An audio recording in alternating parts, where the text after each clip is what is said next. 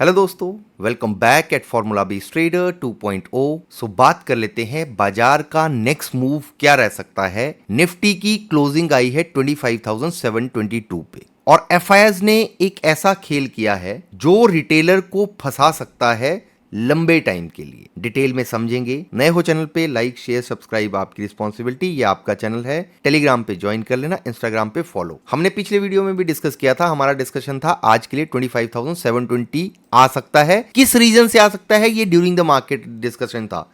हम 25,780 पहले एक्सपेक्ट कर रहे थे। उसके बाद में जब मार्केट का बिहेवियर बना तो 720 तक का ही डिस्कशन था और बाजार ने रीच किया। अब आगे क्या? आगे बढ़ने से पहले इंपॉर्टेंट अपडेट, एक क्लास हो रही है 9 नवंबर को, संडे को। आप इसको ज्वाइन कर लेना। ये स्पेशली ऑप्शन बाइंग के लिए। हम कब प्लान करते हैं, किस बेसिस पे ट्रेड प्लान करते हैं, जो आप एक्यूरेसी देखते होंगे हमारे लाइव सेशंस में, या फिर मैं आपके साथ में जो लेवल्स डिस्कस करता हूं, कब किस डायरेक्शन में बाइंग के लिए जाना है, क्यों जाना है, किस प्राइस के आसपास जाना चाहिए, रिस्क रिवॉर्ड क्या होना चाहिए, तो आप ज्वाइन कर लेना। डिस्क्रिप्शन में लिंक होगा। क्या बाजार अपसाइड के लिए जाएगा या फिर 25,000 आपको देखने को मिलेगा, 25,300 के अराउंड देखने को मिलेगा। आपने एफआईएस की गेम को समझना है। एफआईएस ने किया क्या?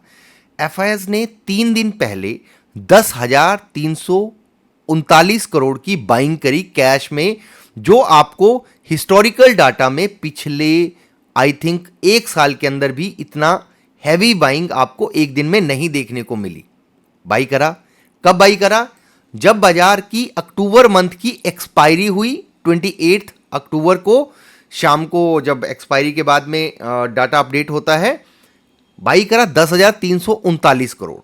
अब इस कैश की बाइंग को देख के कोई भी अट्रैक्ट होगा कि बाजार में अपसाइड का मोमेंटम लग सकता है, मूव बन सकता है। हमने क्या डिस्कस किया, अब उसकी कोई तारीफ करने की जरूरत नहीं है कि जब तक 26,126 को ब्रेक नहीं करता है तब तक हम अपसाइड के लिए बुलिश नहीं होंगे। अब इसके पीछे ना 2-3 रीजन है कि 26,126 हम क्यों बोल रहे हैं। आपने सुना होगा 26,000 के ऊपर क्लोज कर दिया, अगर इंपॉर्टेंट लेवल के ऊपर क्लोज कर दिया बाजार ने तो हम अपसाइड के लिए सोच लेंगे। इंपॉर्टेंट लेवल क्या था? 26,000 कर दिया क्लोज, लो कर दिया क्लोज बाजार ने, अब कर लो अपसाइड के लिए राइज। ये ऐसे ही मैनिपुलेट करते हैं बड़े प्लेयर्स। 10,000 करोड़ की बाइंग करी, 26,000 के ऊपर क्लोज भी करा नेक्स्ट डे। ये 28 का डाटा था, मैं आपको कनेक्ट कराता हूं। ये 28 का डाटा था जिस दिन ये डोजी कैंडल बनी, इंडिसाइसिव कैंडल बनी। नेक्स्ट डे कंफर्मेशन के लिए 26,000 के ऊपर क्लोज भी दे दिया, 26,053 के आसपास क्लोज आया था। अब क्या होगा? इस कंफर्मेशन से और कैश की बाइंग से जितने रिटेलर्स होंगे वो लॉन्ग हो जाएंगे 27,000 के लिए या 26,500 के लिए, 26,500 के लिए, कि ऑल टाइम हाई ब्रेक होने वाला है, हम अपसाइड के लिए बुलिश हो रहे हैं। ये सबसे इजीएस्ट वे है रिटेलर को बड़े प्लेयर्स का फंसाने का। कैश की बाइंग करी इन्होंने। कैश में क्या जा रहा है? मैंने मान लिया 10 रुपए में चीज बाई करी और उसके अगेंस्ट मैंने फ्यूचर सेल कर दिया, और फ्यूचर सेल करा। कैश की बाइंग में मान लिया मेरा 10 रुपए का लॉस हुआ, फ्यूचर में मैंने 15 रुपए कमा लिए। मेरे लिए तो सिचुएशन विन विन रहेगी ना। फिर हुआ क्या? 28 को इन्होंने बाई करा 10,339 करोड़ का, और 29 को 2,540 करोड़ सेल कर दिया, 30 को 3,7700 सेल कर दिया, और कल की सेलिंग है यानी कि 31 की सेलिंग है, मैं ये फर्स्ट को वीडियो रिकॉर्ड कर रहा हूं, 6,769 की। ओवरऑल जितना बाई किया था उससे ज्यादा सेल कर चुके हैं। ओवरऑल अगर आप देखेंगे मंथ वाइज मंथ डाटा पिछले मंथ की, जो अक्टूबर की क्लोजिंग भी हुई है, ओवरऑल सेलिंग में हुई है। जो एक 10,000 करोड़ की बाइंग हुई थी उसके बाद में भी अक्टूबर मंथ को नेगेटिव में क्लोज करा है।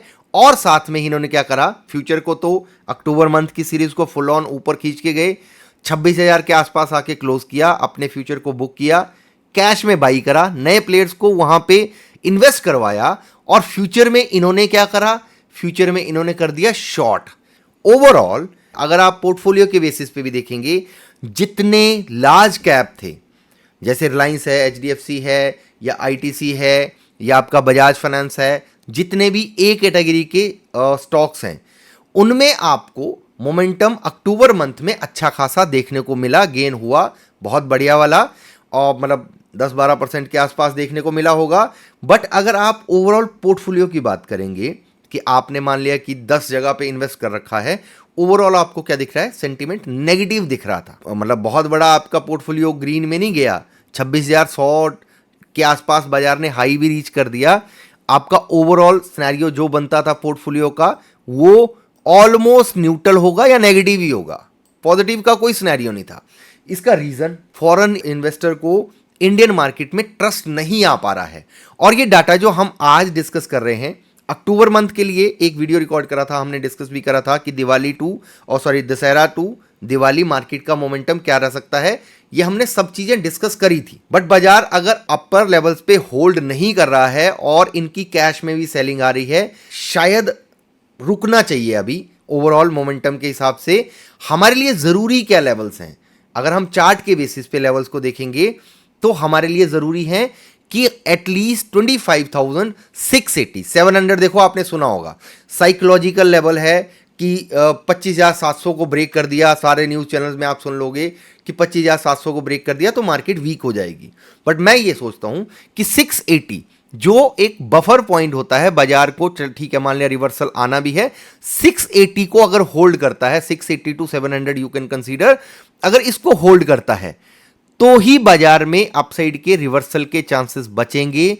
अगर ये 680 को ब्रेक कर देता है तो वीकनेस के साइन बढ़ जाएंगे। अब वीकनेस के साइन कैसे बढ़ेंगे, मैं आपको चार्ट पे, गिफ्ट निफ्टी के चार्ट पे लेके चलूंगा जहां पे आपको वॉल्यूम भी दिखेगी और ओवरऑल मोमेंटम भी दिखेगा। बाजार ने ओवरऑल सेलिंग का सिग्नल दे दिया है। ये एक ट्रेंड चल रहा था 30 सितंबर से टूवर्ड्स अपसाइड, राइट। इस ट्रेंड को कल मार्केट ने फाइनली सरेंडर किया है और क्लोज करा है 25,897 के आसपास। अगर मैं आपसे पूछूं इसके नीचे आपको स्टॉप लॉसेस कहां पे मिलते हैं, ये नीट एंड क्लीन चार्ट है। आपको जो स्टॉप लॉसेस मिलते हैं अगर मैं यहां से देखूं तो मेरे को 25,580 के आसपास, जो ये सपोर्ट है 580 टू 600 के आसपास, इस एरिया में मिलता है। और अगर इसको ब्रेक करता है तो 25,400 के आसपास बाजार आ सकता है। ये कंफर्मेशन मिल रही है आपको चार्ट पे, राइट। लो लगा था कितना, 25,808, ये है गिफ्ट निफ्टी का चार्ट और नेगेटिव में क्लोज कर रहा है। हमारे लिए चार्ट पे सिर्फ और सिर्फ अगर 25,700 या 680 को होल्ड करता है, 680 I can consider just for a safer side कि 680 से लिक्विडिटी ग्रैब करके रिवर्स हो गया, इसको अगर ब्रेक कर देता है तो नेक्स्ट स्टॉपेज हमने डिस्कस किया था पहले भी, पिछले कल भी, कि अगर इसको ब्रेक करता है तो 580 के आसपास आ जाएगा बाजार। और इसको ब्रेक करा तो कहां पे हमने डिस्कस किया, 300 टू 400 के बीच में। ये जो एक गैप है ना, इस एरिया के आसपास बाजार आ सकता है। अगेन गैप का मतलब ये नहीं है कि गैप फिल होना नेसेसरी है, मैंडेटरी है कि ये हो ही हो, क्योंकि ये ऑल टाइम हाई के गैप नहीं है। बट इस एरिया के आसपास 320 400 के आसपास बाजार आ सकता है और इसको ब्रेक करता है तो 25,000 भी कोई दूर नहीं है। जिस हिसाब से सेलिंग अपसाइड से आई है और कैश में भी सेल कर रहे हैं बड़े प्लेयर, फ्यूचर में भी शॉर्ट हो रहे हैं अच्छी खासी क्वांटिटी में, तो फॉल होना कोई बड़ी बात नहीं है। सिर्फ मार्केट के लिए 680 टू 700 ही एक स्टॉपेज है। एफआईएस फ्राइडे के सेशन में क्या करके गए हैं, ये यहां पे कैश में 6,769 का सेल करके गए हैं, इंडेक्स में बाइंग करके गए हैं 10,111 करोड़ का, स्टॉक फ्यूचर में शॉर्ट हैं, स्टॉक ऑप्शन में बाइंग करके गए हैं। अब इस डाटा को हम समझते हैं साइकोलॉजिकल कैसे खेलते हैं आपके साथ में। पहले हम एफआईएस डीआईएस का जो डाटा डेरिवेटिव्स का है उसको एक बार चेक कर लेते हैं।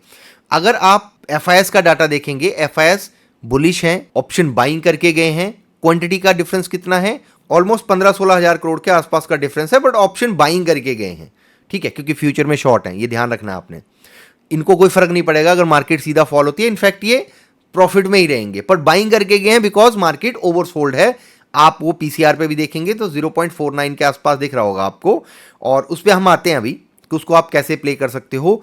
अगर आप देखेंगे प्रो का डाटा तो प्रो भी ऑप्शन बाइंग करके गए हैं, बेरिश हैं, और अगर सेलिंग करी है तो कॉल को सेल करके गए हैं, ओवरऑल बेरिश है। हमारे रिटेलर हैं वो बुलिश हैं बट ऑप्शन सेलिंग करके गए हैं। इतना स्ट्रॉन्ग डाटा नहीं है क्योंकि वो अपने आपको सरेंडर ऑलरेडी कर चुके हैं, पहले ही वो बुलिश थे और ऑलमोस्ट 3 लाख करोड़ के आसपास की बाइंग की पोजीशन उनकी ट्रैप में फंसी हुई है। ट्यूसडे को है एक्सपायरी 4 तारीख को, और ये ऑलरेडी एक बुल ट्रैप में फंसे हुए हैं। सो इनके पास में ऑप्शन सेलिंग की पोजीशन है। एनीवेज, हम चार्ट पे समझते हैं कि जो एफआईएस की बाइंग है, ऑप्शन बाइंग है, उसका इंपैक्ट आपको कहां पे देखने को मिलेगा और उसको कैसे प्ले करेंगे। अगर आप निफ्टी के चार्ट पे आएंगे, हम निफ्टी के ऊपर ही समझ लेते हैं पहले, और आप उसको अप्लाई कर सकते हो बैंक निफ्टी पे भी, क्योंकि बैंक निफ्टी का चार्ट भी वीक है ओवरऑल। बैंक निफ्टी में भी हो सकता है 57,000 जल्दी ही टेस्ट होता हुआ आपको दिखे। हम निफ्टी पे समझते हैं कि ये 15 मिनट के चार्ट के नीचे अगर मान लिया क्लोज कर रहा है, इसके नीचे अगर क्लोज कर रहा है, ऑलरेडी नेगेटिविटी है, फॉल का सिनेरियो है। पीसीआर क्या है? 0.49 जो हमने डिस्कस करा। अब इसको प्ले करने का तरीका क्या है? इसको प्ले करने का सिंपल तरीका है कि अगर हम इसको डे के चार्ट पे करते हैं, नेगेटिविटी दिख रही है, नो डाउट अबाउट इट। अगर बाजार बड़ा गैप डाउन हो जाता है, लेट सपोज है 25,570 के आसपास हो जाता है, सीधा बड़े गैप डाउन के सिनेरियो में क्या होगा कि नेगेटिव है और यहां से एक बाउंस बैक आएगा शार्प अपसाइड के लिए, तो आपका एक बुलिश ट्रेड बन सकता है बड़े गैप डाउन के सिनेरियो में। बट अगर फ्लैट ओपन होगा बाजार, तो फ्लैट ओपन होने के बाद में बाजार कंसोलिडेट करेगा या थोड़ा बहुत अपसाइड का मूव देगा। हो सकता है कि 25,800 के आसपास, 820 के आसपास बाजार जाने की कोशिश करे और वहां से फिर से फॉल का सिनेरियो बन सकता है। रीजन सिर्फ इसको पीसीआर को ही तो नॉर्मलाइज करना है कि मान लिया 60-70 के आसपास आया, मार्केट ने कंसोलिडेट किया, फिर से फॉल का सिनेरियो बन सकता है। अब ये 25,820 से 30 के बीच में स्ट्रॉन्ग रेजिस्टेंस का काम करेगा। अगर बाजार में फ्लैट ओपनिंग होता है तो रीटेस्ट और पीसीआर को नॉर्मलाइज करने के लिए, पुट कॉल रेशियो को जिसको आप बोलते हैं, उसको नॉर्मलाइज करने के लिए और मार्केट को ओवरसोल्ड कंडीशन से निकालने के लिए एक पुल बैक आ सकता है। ये पुल बैक होगा सिर्फ और सिर्फ, और उसके बाद में सेलिंग का सिनेरियो बनता है, तो आपके लिए 25,570 फिर भी लेवल बनता है। बट बड़ा गैप डाउन 25,570 के आसपास से स्ट्रेट फॉरवर्ड रिवर्सल आपको जितना ये फॉल करेगा एटलीस्ट उतना आपको देखने को मिल जाए 160-70 पॉइंट का। अगर ओवर द वीकेंड कोई पॉजिटिव न्यूज आती है तो हम उसके बारे में डिस्कस कर लेंगे। Bye bye, take care.